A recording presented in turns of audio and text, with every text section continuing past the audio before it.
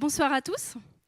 Alors, les méthodes d'assistance à la procréation, AMP, elles sont nées en fait de la rencontre entre la science et la souffrance vécue au cœur du couple quand l'enfant se fait attendre. Mais petit à petit, un basculement est en train de s'opérer. La technique vient un peu prendre les commandes au point que se pose aujourd'hui cette question: est-ce que nous risquons de quitter une logique d'assistance à la procréation pour glisser vers une tentation de maîtrise, voire même de démesure, aboutissant à fabriquer la vie à n'importe quel prix? J'aborderai deux grands points. Le premier, quelles sont les causes ou les ressorts sur lesquels viennent s'appuyer ces recherches ou ces techniques qui permettent ou qui promettent de créer la vie à tout prix? Et en deuxième point, je nous questionnerai, y a-t-il un prix à payer et par qui? Je citerai 5 causes à cette tentation de créer la vie à tout prix. La première cause est l'infertilité, malheureusement croissante dans nos sociétés industrialisées. C'est un douloureux constat. Les causes sont multiformes et parfois inexpliquées. Mode de vie, pollution, modèle économique aussi qui parfois contraint les femmes à avoir des enfants de plus en plus tard quand la courbe de leur fertilité s'effondre. La deuxième cause est la mutation du désir d'enfant. Ce désir, il génère une exigence et se formule parfois comme un droit même qui tend à s'individualiser, comme si la procréation devenait un attribut de la personne elle-même, une capacité individuelle ou personnelle, et plus une magnifique fonction humaine, la seule parmi toutes qui se vit à deux dans l'altérité sexuelle. La troisième cause est la technique elle-même. La technique qui entretient largement ce désir, qui invente même de nouveaux désirs et invente donc de nouvelles souffrances et de nouvelles frustrations qui n'existeraient pas sans cette technique. Les biotechnologies qui permettent de concevoir l'embryon hors du corps de la femme, c'est cette capacité de prélever, de congeler et de promener un peu partout dans le monde des gamètes et cette possibilité de sous-traiter les grossesses à des mères porteuses. Tous ces phénomènes réalisent un appel d'air à ce désir d'enfant. La technique et le marché balayent en fait les limites de ce désir, des limites qui pourtant sont évidentes, comme le temps, comme la mort, comme l'altérité sexuelle. Alors on ne protège plus les personnes d'elles-mêmes contre ce désir qui peut devenir dévorant, parfois insensé. Les limites, en fait, contiennent les désirs et nous protègent. C'est ainsi alors que ce désir il vient saisir des personnes, par exemple célibataires ou des femmes dont le conjoint est déjà mort, mais son sperme est congelé, ce qu'on appelle la FIV post-mortem, la suite déjà annoncée de la PMA pour toutes, ou alors aussi les femmes ménopausées. On entend parfois ces faits divers de femmes de 63, 68, 70 ans qui mettent au monde, dans des grossesses d'ailleurs extrêmement pathologiques, des enfants parce qu'elles ont fait un don d'ovocytes ou d'ovules. Au fond, l'offre crée la demande. La quatrième cause que je relèverai, c'est cette importance parfois surdimensionnée qui est donnée aux liens génétiques et qui aboutit à de nouvelles techniques ou recherches qui viennent à en oublier l'intérêt supérieur de l'enfant. Parce que c'est bien pour fabriquer un enfant à tout prix en lui transmettant ses propres gènes que s'est inventée cette folle FIV à 3 parents, ou que se développe la recherche, par exemple, sur les gamètes artificielles ou ces techniques aussi de modification de l'embryon humain. Dans ces situations, en fait, où la vie est fabriquée à tout prix dans le but de permettre aux commanditaires de donner un lien génétique à leur enfant, c'est la santé même de l'enfant qui est mise de côté, car les enjeux sanitaires sont évidemment immenses. Comme exemple, je pourrais citer aussi cette technique proposée par certaines cliniques étrangères à des couples lesbiens. L'une est mère génétique, elle donne ses ovocytes. L'autre est mère qui porte la grossesse. On lui implante l'embryon fécondé par un donneur d'ovules. Et ainsi, on crée l'illusion pour ces femmes d'avoir eu besoin d'être deux pour avoir un enfant. Pourquoi elles choisissent ces traitements lourds de fécondation in vitro alors qu'une insémination artificielle aurait pu suffire? Parce qu'au fond, là, c'est le fait de transmettre ces gènes qui revêt une importance majeure. Et je relèverai alors ce paradoxe. D'un côté, l'importance accordée à cette transmission génétique qui aboutit à cet extrême, et de l'autre, parallèlement, l'apport du père biologique, du donneur, qui apporte la moitié du patrimoine génétique, est considéré comme inexistant, insignifiant. Vous voyez que la prise en considération finalement de ce qui est important dans le lien génétique ne se place alors que du côté de l'adulte et non pas du côté de l'enfant et de ses éventuels besoins présents ou futurs. Ce paradoxe sur la manière de regarder le lien génétique, il est assez stupéfiant. Dans un autre exemple, d'un côté, on voit ces tests de vente de kits ADN qui se multiplient, qui sont interdits d'ailleurs chez nous, qui se multiplient énormément. Derrière, c'est l'attrait des personnes à retrouver d'où viennent leurs ancêtres, de quelles sont leurs origines. Parfois, ces recherches sont aussi menées pour retrouver un père ou un frère ou une demi-sœur. On voit cet attachement finalement à retrouver nos racines. Et de l'autre, on entend que pour un enfant qui serait issu de dons, eh bien, l'amputation délibérée de ses origines, tout simplement ne pas savoir qui est son père ou sa mère, serait un simple dégât collatéral, un problème à glisser sous le tapis. La cinquième cause, nous sommes aujourd'hui dans l'ère de la fabrique et de la marchandisation du vivant. L'embryon humain, les ovules, les spermatozoïdes sont devenus des produits marchands.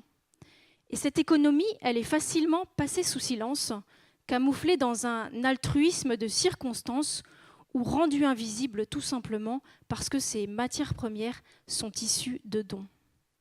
À ces cellules si particulières, porteuses de vie, on attribue même parfois un prix. Selon la provenance, les critères esthétiques, le QI ou l'ethnie, des femmes vendent leurs ovocytes pour payer leurs études ou pour subsister, pendant que d'autres les mettent en banque. Au fond, la procréation artificielle, elle sert des desseins bien plus larges que la seule réponse à une infertilité qui affecterait un couple homme-femme en âge de procréer.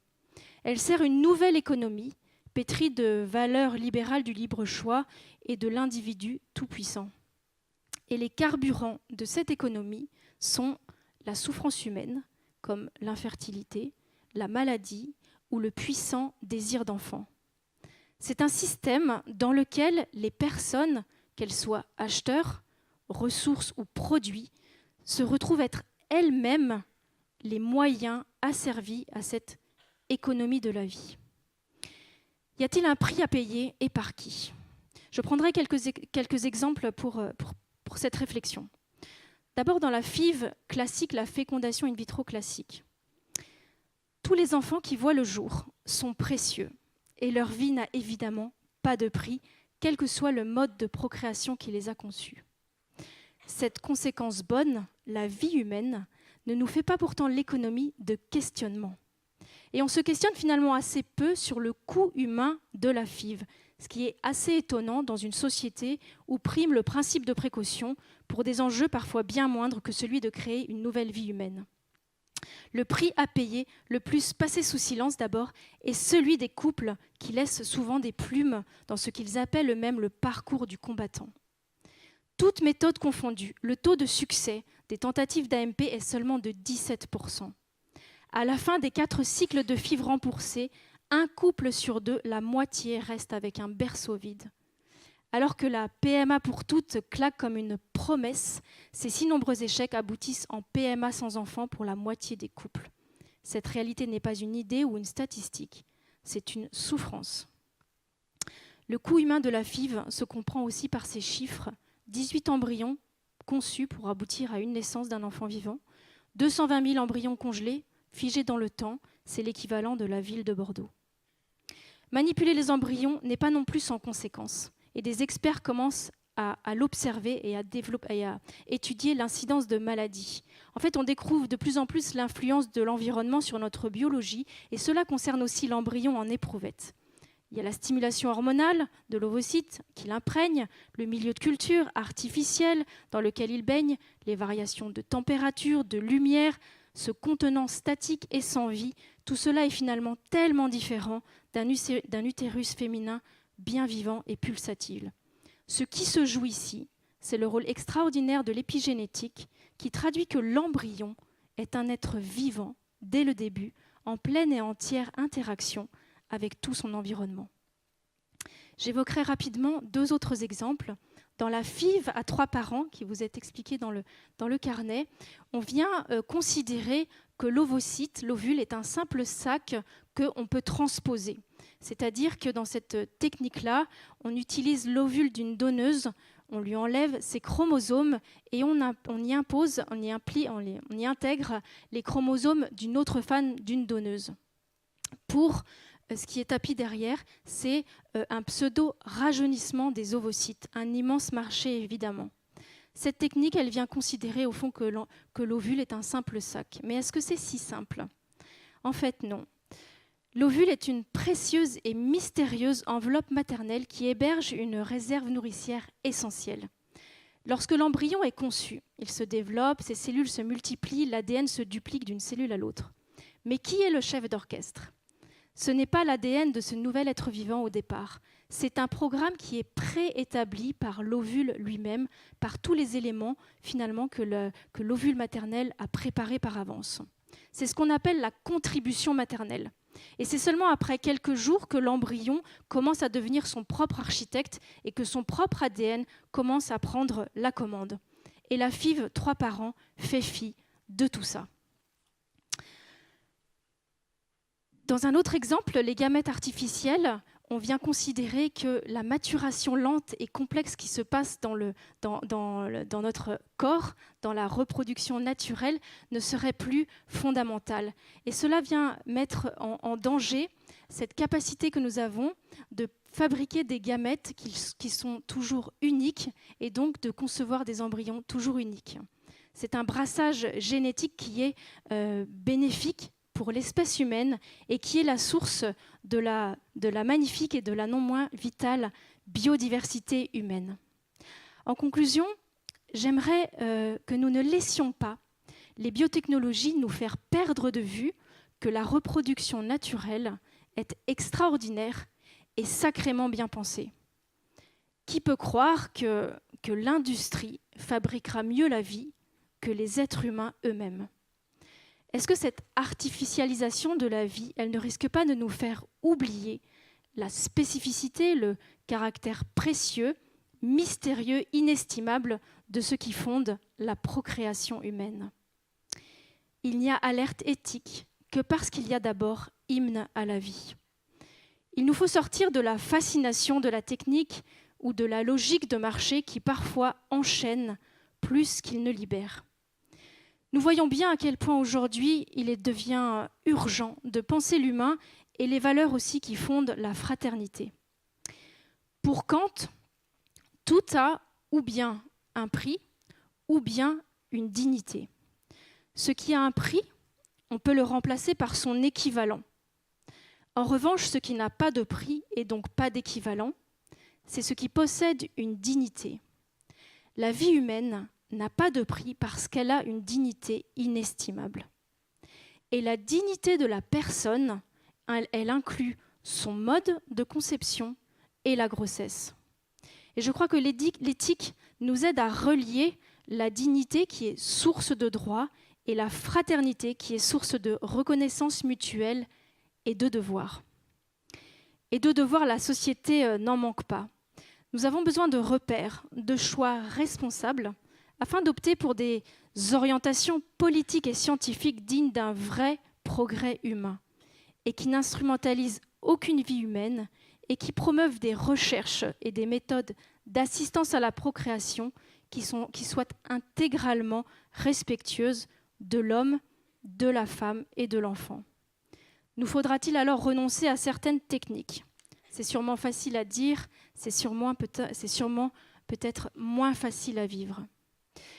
Mais renoncer, ou plutôt accueillir la réalité, c'est aussi une liberté, une responsabilité, et c'est aussi ainsi enfanter, parce que c'est mettre au monde un peu plus de justice et de respect de la vie. Ça peut demander du courage. Je prendrai pour simple exemple une femme sans utérus qui choisit de ne pas se tourner vers la GPA. Est-ce que par ce choix, elle ne rend pas un hommage puissant à la maternité et à la grossesse? Ce prix, peut-être qu'elle accepte d'assumer par ce don d'elle-même, contribue à la construction d'une société plus juste et plus humaine, dans laquelle on n'exploite pas le corps des femmes et où on ne passe pas contrat sur un enfant. Ce don, ce prix, cet au-delà de soi, est sûrement un prix à payer pour la fraternité. Et il en appelle alors au soutien mutuel, à la consolation peut-être, à l'entraide sûrement. En prenant sur soi ce consentement, cet effort, on évite alors de l'imposer, de le transmettre comme une dette ou comme un douloureux héritage à celui ou celle qui porterait l'injustice de sa conception, les risques liés à sa fabrication ou simplement même le vide laissé par l'amputation délibérée de ses racines. Plus que donner la vie à un enfant, on le donne à sa vie. Et cela mérite que nous agissions courageusement, non comme des propriétaires, mais comme des serviteurs de la vie. Je vous remercie.